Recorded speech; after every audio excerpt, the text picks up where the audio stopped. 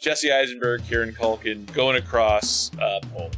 Tell me about A Real Pain. They have a terrible relationship. They're estranged.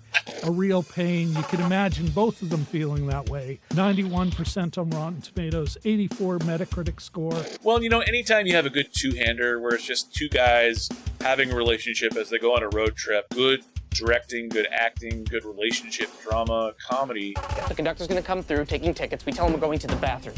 We shouldn't have to pay for train tickets in Poland. This is our country. It was our country. They kicked us out because they thought we were cheap. Yes. This is one that was so close to getting onto my list, and it didn't quite get there. This is the second directorial effort by Jesse Eisenberg. Kieran Culkin is also in the film. Jesse Eisenberg, Kieran Culkin going across Poland.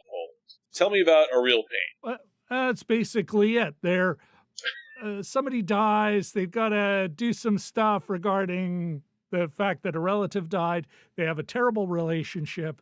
They're estranged, a real pain. You can imagine both of them feeling that way. But it has a number of things I like. I do like the cast. Jesse Eisenberg and Kieran Culkin. The trailer looks like they have good, they've got some chemistry. It also has the premise I like. I love Europe. I have not been to Poland yet. It'll just make me want to see it more. But I do. I love Europe. I love that wandering around Europe, taking trains, all that kind of stuff.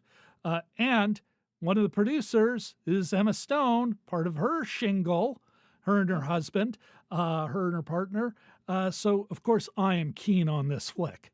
And given the early buzz, got a lot of early buzz, this guy. This will be another one of those, maybe because it's a comedy, it won't get award show buzz, but it's still worthy of buzz.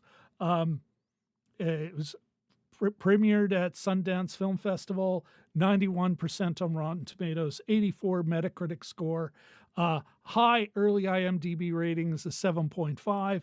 And although over time that'll get averaged down, I think it's going to be an above average film. I know, I suspect I'll really enjoy it. It's got all the things I enjoy, but more so, I think, audiences. It'll be a hit with the audience it's aimed at. I'm looking forward to this. And while it's not a must-see in the theater, I'm going to try and see it in the theater. It's interesting, too. This is the second directorial feature film, I believe. I did Mr. not... Eisenberg. Yeah, for Jesse Eisenberg. I did not... It was a hit. Yeah, it was a solid film. When you finish Saving the World, I have not seen that one yet, but every time I see the trailer for When You Finish Saving the World, I need to put it on my list, and then it kind of, it gets lost in translation, I think, somewhere in there. Mm-hmm. But I definitely... that film looked really good, and it did well. It had a pretty good reception, did it not? Yeah, no, very good reception. He is not a schmuck, Yes. So so I'm excited for this film. It didn't quite make it on my list, and I can't tell you exactly what was missing about it. Okay, wait, it got off my list. Huh? It did get a nomination. There was an award. At Cannes, no less. I don't think nice. the Okay. audience I think one of those ones where the critics and the audience perhaps had different opinions. Well, anytime you have a good two-hander where it's just two guys having a relationship as they go on a road trip, I think that can be really hit and miss, and it's the kind of thing that doesn't really make it into wide release for good reason, because it's not Jurassic Park, it's not Star Wars, it's not going to have a lot of stings blowing up. But if you're talking about good directing, good acting, good relationship, drama, comedy, I think this is the kind of thing where we're getting into it's being released on November 1st. Yeah.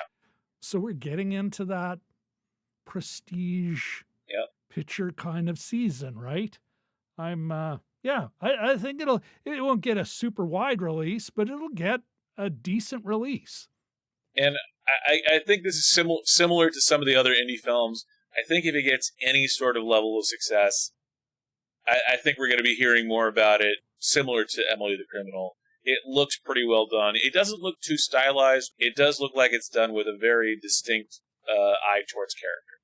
You know what it reminds me of? It's got a bit of the earlier Darjeeling Express or Darjeeling Limited, like earlier Wes Anderson vibe and style. Like it is a conflict. It's about a conflict with family. There's traveling. That's a good pull. A train gag.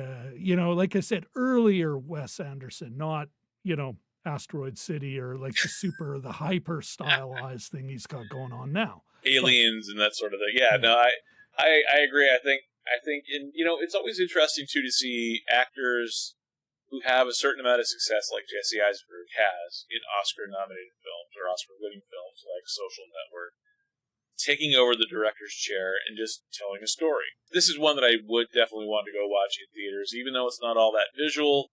I do plan on watching this in theaters if it does come to Vegas. How about you? You know what? Yeah. Is it a must-have? No, but it's a nice to have. And it's also very much a kind of movie I think Jim and I would enjoy. We both have brothers. So, you've heard the pros, you've heard the cons. What do you guys think about A Real Pain? Are you planning to watch it in theaters?